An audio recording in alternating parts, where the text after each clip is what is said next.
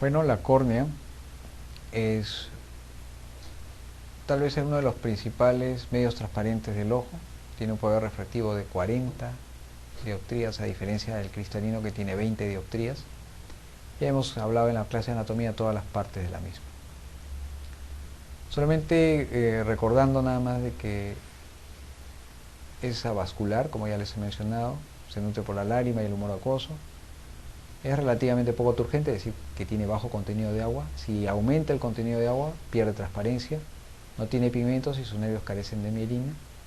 Y la disposición de las fibras colágenas es bastante regular. Muy bien, ¿qué exámenes podemos realizar en la córnea? Podemos utilizar colorantes como la fluoresceína, la rosa de Bengala. Hacer queratometría, es decir, medir las curvaturas de la córnea. Realizar topografías corneales, análisis de la curvatura total de las córneas, de la disposición de su superficie. Realizar paquimetrías para ver cómo está el espesor de la córnea, pruebas de sensibilidad de la misma, o microscopía especular para estudiar el endotelio corneal, ¿no? Por ejemplo, colorantes, acá tenemos la fluoresceína como tiñe, y acá el rosa de Bengala. Generalmente la diferencia es que la fluoresceína tiñe las zonas donde no existe epitelio, es decir, donde el epitelio ha sido esfacelado. En cambio, el rosa de Bengala tiñe las zonas donde está el epitelio dañado. La queratometría nos mide las curvaturas de la córnea para determinar exactamente si las curvaturas son las adecuadas y para poder determinar exactamente el grado de astigmatismo y poder adaptar incluso lente de contacto y hacer cálculo de lente intraocular. Y tenemos una topografía corneal. Como ustedes pueden darse cuenta, nos da un patrón en colores que nos determina exactamente lo más azul, lo menos curvo, lo más rojo, lo más curvo, como en este caso, donde tenemos el patrón topográfico de un queratocono. La paquimetría nos va a determinar el grosor de la córnea, que también es importante para lo que son trasplantes de córnea, para lo que es cirugía refractiva. Aquí tenemos una microscopía especular para determinar exactamente el endotelio corneal, ¿no? La densidad de las células endoteliales previa a una cirugía, porque si tenemos células endoteliales disminuidas, probablemente en el momento del trauma quirúrgico se descompensen y originen edemas corneales persistentes. Puede haber infecciones a nivel de la córnea y producir queratitis, o sea, lesiones a nivel de la córnea, que pueden ser bacterianas, virales, hongos, o por parásitos como la cantamueva, que son amebas de vida libre. Pero también puede haber queratitis de tipo no infecciosas, o sea, lesiones a nivel de la córnea por enfermedades sistémicas como la artritis reumatoide, por ejemplo, o por traumas. La queratitis bacteriana, producidas por el estreptococo, el estafilococo, la pseudomonas, son lesiones que a veces tienen ciertos antecedentes y los portadores de lente de contacto pueden ser aquejados muy frecuentemente por este tipo de alteraciones. El tratamiento es con antibióticos de amplio espectro. Existen actualmente antibióticos tópicos de muy amplio espectro, por lo tanto el resultado es muy bueno, quinolonas de cuarta generación. Pero siempre en este caso, a diferencia de las conjuntivitis, es bueno tomar una muestra. Miremos por ejemplo una úlcera. Las úlceras, por si acaso, corneales de tipo bacterianas, por ejemplo, son generalmente centrales y no tienen satélites. Aquí tenemos una úlcera y aquí tenemos el nivel de hipopio, la hiperemia marcada. Aquí tenemos una úlcera muy marcada, muy grave. Las queratitis micóticas también son centrales, ojo, pero tienen lesiones satélites y el nivel de hipopio que se produce es generalmente tabicado.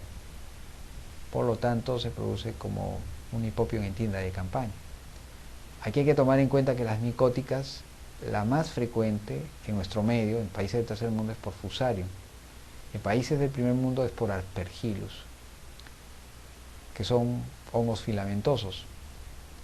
Siempre hay que considerar el trauma vegetal y el tratamiento es con imidazol, espimaricina.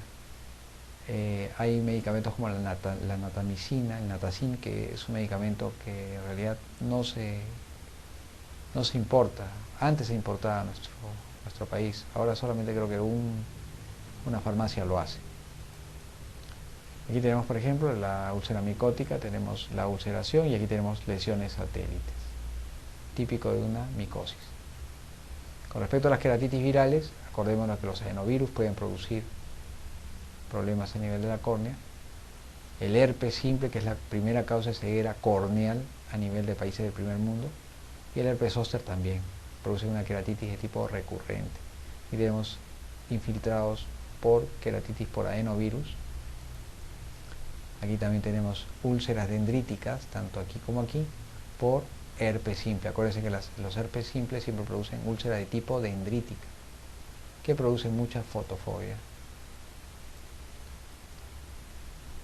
Queratitis por acantha moeba, que ya les mencioné que son protozoos amebas de vida libre. Generalmente estos sí tienen como antecedente de uso de lente de contacto. Es una úlcera que es pequeña o no, el dolor que expresa el paciente no está en correlato con lo que uno observa al examen, ¿no? O sea, puede uno ver una úlcera pequeña, pero el paciente se queja de mucho dolor. Y eso porque estas acantamoebas son parásitos que son muy neurotrópicos, es decir, van hacia las terminaciones nerviosas y producen mucha inflamación. Es muy resistente al tratamiento, por eso es que en otros países, inmediatamente que se produzca este tipo de problemas, van generalmente a trasplante. Se puede tratar con propamidina y biguanidas. Aquí tenemos, por ejemplo, casi no se observan lesiones, pero sin embargo es una queratitis por acantamoeba. Aquí tenemos un anillo de Wessely producido por reacción inmune. O sea, cuando hay una alteración, cuando hay una reacción inflamatoria a nivel de la córnea, una lesión a nivel de la córnea, se produce a veces anillos inflamatorios inmunológicos, ¿no? Como este anillo de Wessely.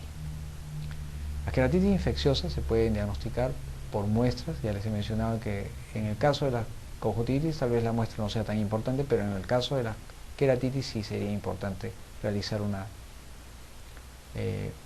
muestra tanto de la úlcera como del lente de contacto, como del estuche o líquidos que pueda tener el paciente, ¿no?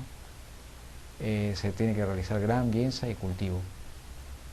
Las queratitis intersticiales, a diferencia de las queratitis anteriores, que se producen en la superficie y tiñen, estas no tiñen y se producen en todo el espesor de la córnea.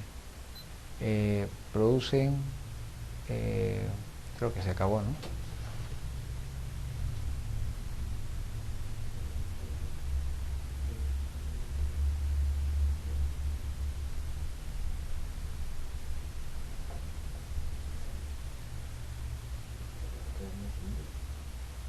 ¿Sí? ¿Ya?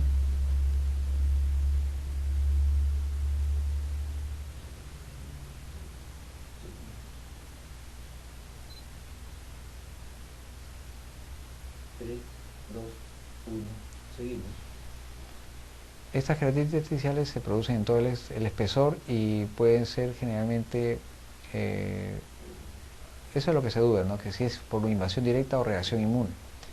Y generalmente se ven en las lesiones granulomatosas como la sífilis, la tuberculosis, la lepra incluso, y producen vascularización intersticial, ¿no? Aparte del leucoma que se ve, ¿no?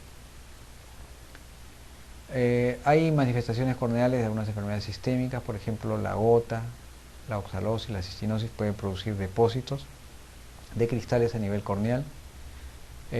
Algunas enfermedades hematológicas, las mucopolisacaridosis también pueden producir problemas a nivel de la córnea. Y por ejemplo la enfermedad de Wilson o degeneración hepatolenticular produce un anillo de Kaiser-Fleischer, que es un anillo a nivel de la membrana de Descemet, medio refringente, verduzco, que es muy típico de esta, y por ejemplo también puede ser un signo que nos permita realizar el diagnóstico. Hay también queratitis secundarias a respuesta autoinmune, por ejemplo el síndrome de ojo seco, queratitis ulcerativas periféricas y conjuntivitis flictenular.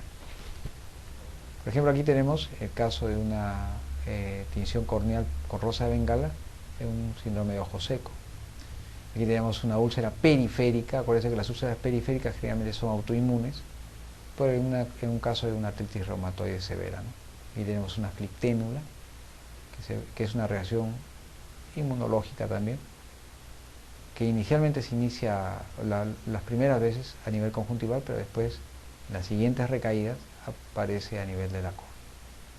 Aquí tenemos, por ejemplo, ya una a nivel corneal, prácticamente, también una flicténula.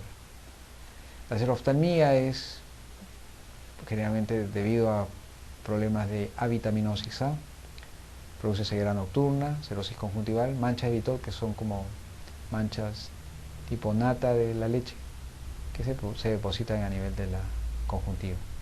Y se puede producir ulceración corneal. El tratamiento es con vitamina A, ¿no? Suplemento de vitamina A. Aquí tenemos, por ejemplo, cerosis. ¿Ven? La córnea está totalmente despulida. Anomalías congénitas, megalocornia, microcornia y esclerocornia. Por ejemplo, la megalocornia es cuando el diámetro corneal supera los 12 milímetros de diámetro, ¿no? Una microcornia, ¿ven? Pequeñita, también produce alteraciones, y esta es una esclerocornia en la cual las curvaturas de la córnea y la esclera prácticamente son similares y se produce opacificación de la misma, ¿no? Degeneraciones, podemos encontrar esta que es muy conocida, que es el gerontoxon, que es el anillo o alocenil, que son depósitos prácticamente de cristales de colesterol a nivel de la córnea, que no indican mayor gravedad, ¿no? Una queratopatía en banda, depósitos de calcio en pacientes que tienen ya alteraciones crónicas del ojo. Aquí también tenemos un depósito del mismo tipo. Distrofias, que pueden ser anteriores, estromales o posteriores, y distrofias ectáticas como el queratocono y el queratoglobo. Aquí tenemos estas, por ejemplo, son distrofias granulares, que ustedes pueden observar, depositadas en el estroma corneal. No van a teñir y tampoco van a producir mayores problemas a nivel visual. Pero en cambio esta de acá sí, esta sí la produce, y el paciente generalmente va a un trasplante de córnea. El queratocono no es más que una distrofia en la cual la curvatura de la córnea es tan excesiva que produce en lugar de forma redondeada, una forma de cono, y esto produce una distorsión de imagen totalmente pues inadecuada para el paciente. Esto a veces al inicio se puede corregir con lente de contacto gas permeable, pero ya cuando ya el problema avanza, ya generalmente hay que hacer trasplante de córnea correspondiente. Aquí tenemos un queratoglobo, por ejemplo, ¿ven? La forma totalmente alterada. Y a veces también actualmente se emplean los anillos intraestromales, se colocan fragmentos de anillos de polimetilmetacrilato para aplanar la superficie central de la córnea. Entonces cuando uno coloca estos implantes, esta parte de la córnea que está como más curvada, más acentuada, entonces se aplana. Los edemas corneales, generalmente persistentes, se deben a disfunción endotelial y puede haber causas como la distrofia de Fuchs, o puede ser secundaria a trauma, inflamación, hipoxia, o también al aumento de la presión intraocular. Cuando aumenta la presión intraocular, les mencioné que el líquido penetra la córnea, y si no hay un buen mecanismo de bomba endotelial, el edema corneal se torna persistente, como en este caso. Aquí incluso se ha edematizado la córnea y se han formado incluso estas bulas o ampollas a nivel de la superficie ocular. Que también un edema corneal, ven, se pierde la transparencia de la pupila, ¿no? Ya no se pueden observar con detalle las estructuras internas. En cuanto a cirugía, se hacen trasplantes de córnea, que pueden ser lamelares, parciales o totales. ¿Y en qué casos? En edemas corneales, en queratocono. Se saca prácticamente un fragmento y se coloca otro. Se sutura, bueno, actualmente existen suturas mucho más finas, y al final, pasado el edema, pasado la inflamación, prácticamente queda claro, ¿no? Se hacen actualmente también injertos lamelares, ya no de todo el grosor, sino solamente de la parte endotelial correspondiente. Esas técnicas son las más modernas y en muchos casos solucionan el problema de edema corneales persistentes. Con respecto a epiescleritis, hablemos rápidamente. Las epiescleritis son problemas benignos, no asociados a enfermedades sistémicas, y las manifestaciones clínicas que podemos encontrar es que afecta más a mujeres en la cuarta década de la vida y puede ser localizado o difuso. Las epiescleritis son enrojecimientos así como mallas, que generalmente son a veces dolorosas. El paciente acude por el enrojecimiento y por el dolor generalmente. El tratamiento es aliviar sintomatológicamente el problema con uso de compresas frías, lubricantes oculares. Se puede utilizar un antiinflamatorio no esteroideo o esteroides, no hay ningún problema. En cambio, la escleritis sí son inflamaciones de la esclera que producen destrucción de fibras colágenas. Y generalmente son pacientes con enfermedades asociadas o enfermedades metabólicas asociadas, ¿no? La coloración violácea de la esclera también es característica de estos pacientes. Ya el problema es mucho más profundo y produce un problema más destructivo. Puede comprometer la agudeza visual, a diferencia de la epiescleritis, puede producir lagrimeo o fotofobia, puede producir edema, necrosis, e incluso permitiendo la observación de la coroides.